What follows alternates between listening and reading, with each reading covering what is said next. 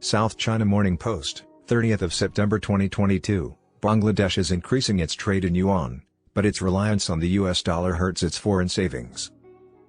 Bangladesh uses China's yuan more often as an alternative to the US dollar in foreign trade. However, economists say this change will not likely make Bangladesh less dependent on the dollar. This would only help China a little and aid Bangladesh not very much. This month, Bangladesh's central bank let authorized dealer AD banks settle trade deals with China in yuan.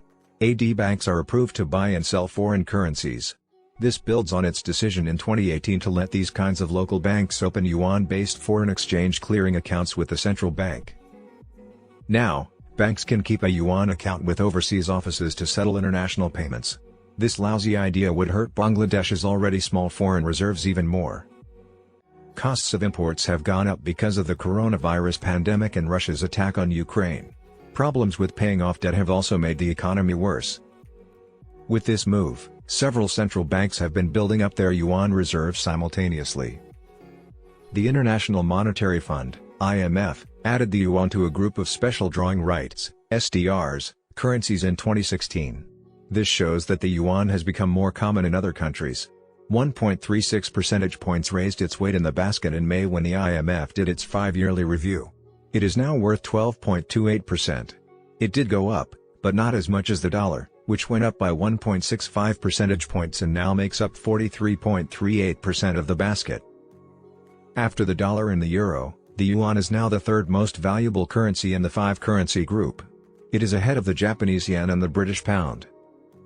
The 2022 UBS Annual Reserve Manager Survey of 30 central banks that look ahead 10 years shows that the average 10-year goal allocation for the yuan as a share of global reserves is 5.8%. That would be a big jump from the 2.79% that the IMF said in the fourth quarter of last year. However, experts say that the move will not help traders in Bangladesh and will likely hurt the country's economy immediately.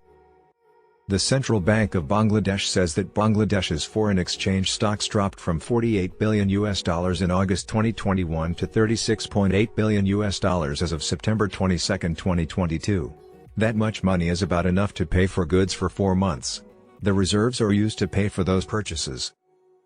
Chinese customs data shows that from January to August, Bangladesh sent $662 million worth of goods to China and received $18 billion from China during the same period.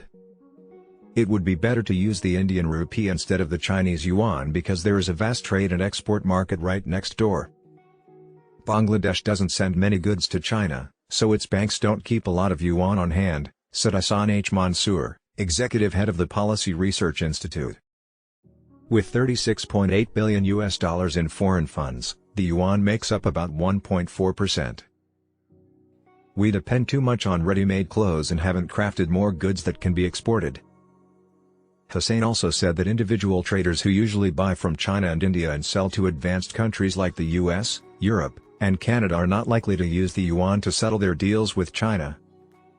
Sellers can now use the yuan to settle payments, but I don't think it will be beneficial. This choice is based on politics rather than business. He also said that the fundamentals would have to be corrected to ease the strain on Bangladesh's reserves.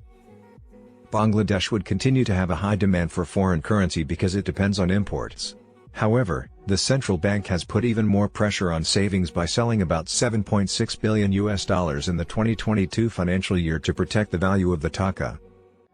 The central bank needs to stop this policy of draining the reserves and focus on using the Indian rupee and the Indian market.